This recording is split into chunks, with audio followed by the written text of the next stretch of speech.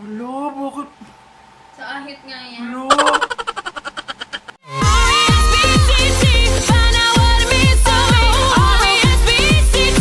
Hey guys, it's me again, Tops, and welcome to my channel.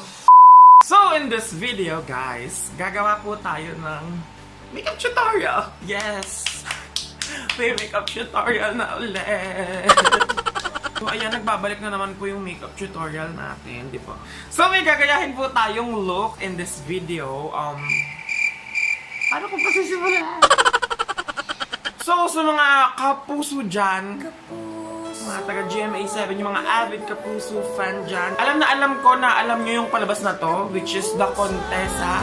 So, si Contessa, siya po ay pinoportray ni Miss Glaiza De Castro na napakagandang girl. Parang ako lang. Charot. So, everyday kasi guys, napapanood ko siya kasi pinapanood yun nila mama dito sa bahay. And then, bago kasi ako pumasok, pag kumakain ako, pag nagpe-prepare ako pasok ng office, ayun yung naaabutan kong palabas. So, ayun, parang pati ako nanonood na rin talaga ng Contessa. And nahook talaga ako guys dun sa look niya ni Contessa. So, tatry nating i-recreate yung kanyang pagmumukha. So, sa mga disclaimers dyan, alam ko naman po na hindi ko naman talaga kamukha si Miss Contessa.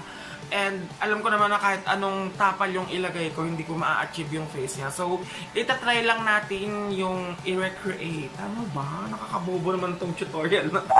I mean, makeup inspired yung gagawin natin sa video na to. So, without further ado, let's do this. So, alam nyo naman, unang-una, syempre, clean your face first before you put any makeup. So, nilinis ko na yan, nag-ahit na ako. Kaso, ayun. Ano yan, bes? Nakakadiri. So, after nyan, magmo-moisturizer tayo. So, ito na naman po ang ating pangmasang moisturizer. Ang gusto ko dito sa moisturizer ng Aqua, ng iWhite, ang gusto niya is-spread sa face. Parang isang lagay agad, makakalat agad siya kasi nga, water-based siya, bes. So, ayan. So, pag wala kayong primer, ito yung ilagay nyo, di ba? Mga 1 minute tayong ganito. And then magfa-foundation na tayo. So bago yun, maglalagay muna ako nitong CC Cream ng Sansan. So ano na to, color corrector na siya, tapos may moisturizer na, and with antioxidant pa siya, best. Actually, matagal na to sa akin, guys. Sinuubos ko lang kasi baka ma-expire na siya, tapos madami pa din siyang laman. So sayang naman. Gamitin natin. And okay lang niya na maputi yan, guys, kasi papatungan pa naman natin siya ng foundation, you know.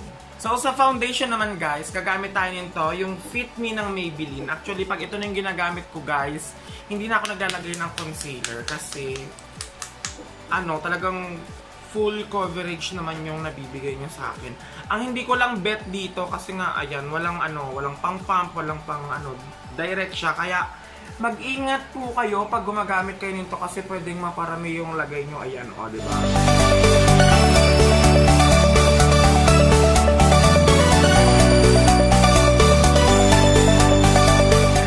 Magbibake na tayo guys, ang gagamitin natin is yung final powder nitong niche.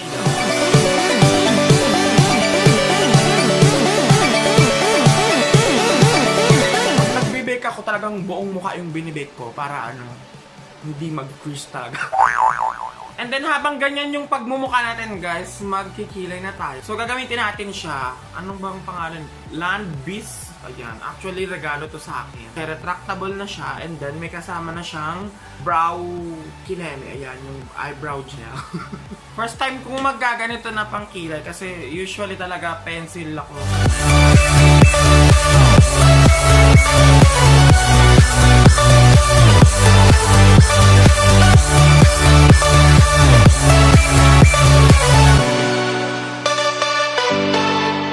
Naman tayo. Actually guys, paiba-iba yung eyeshadow ni Contessa doon. I mean, minsan wala, minsan hard, minsan fierce talaga. So, ang gagawin natin, i-fierce natin. Sana nga fierce yung magawa natin. So, ito yung mga gagamitin natin. So, actually, ito blush on to ng Sansan. So, lalagay ko siya sa mata ko.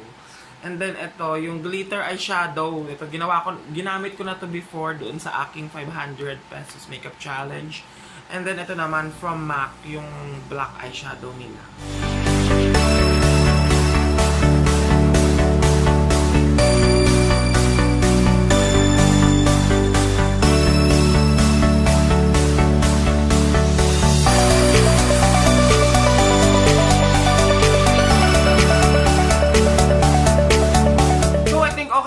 natin guys, so idadust away na natin yung mga select natin kanina. So kaya late ko na rin siya tinanggal kasi nga yung may mga fallouts ng eyeshadow para hindi kumalat. So maglalagay tayo nito ng konti, AVON.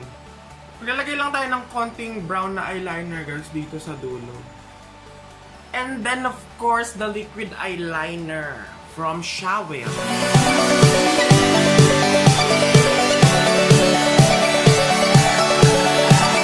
Para lumiit naman yung face natin guys, katulad ni Contessa, magko-contour tayo. So gagamitin natin yung bronzing powder nitong Law.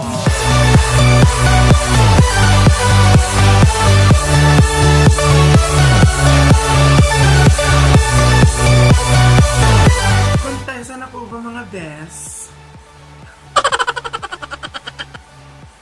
And then sa blush on, yung ginamit na lang din natin sa mata kanina. So yung Sansan na blush on. Konting-konti lang to guys. Huwag masyadong pack. So para mas dramatic siya best, maglalagay tayo ng false eyelashes. And then wag niyong kalimutan maglagay ng mascara para mag-blend yung fake and real lashes natin. You know. Wait lang guys, maglalagay lang tayo ng contact lens. So ayan, diba? May luha-luha pa. So para mas buhay na buhay ang makeup guys, maglalagay tayo nitong highlighter.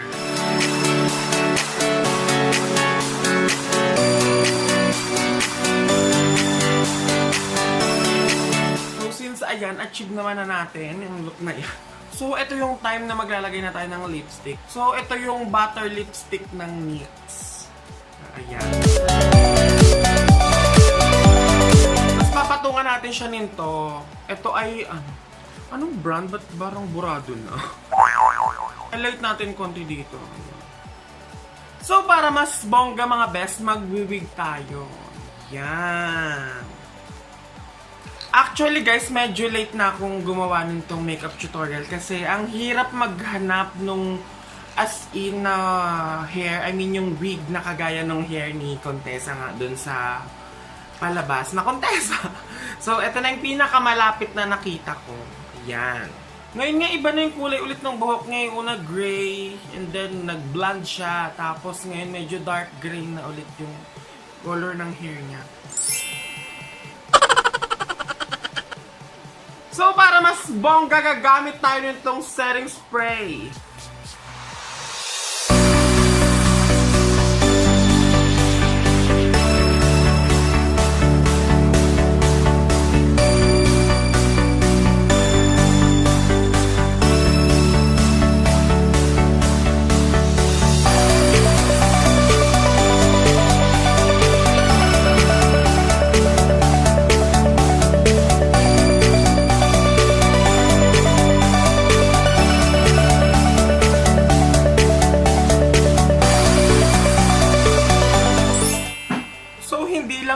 Pang Contessa makeup look guys, pwede rin siyang pang party. Ayan, mag-party tayo.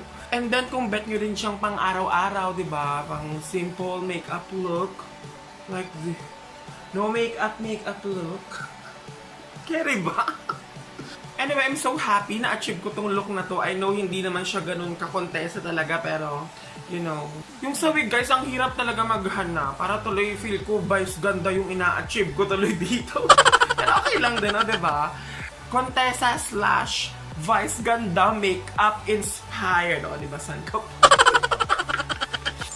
So that's all for this video. I hope you really like it by hitting the thumbs up button, and wag nyo rin pong kalimutan i-hit ang bell button dyan para ma-notify kayo guys if ever I have new videos here in my channel. And of course, don't forget to put a comment, share, and subscribe.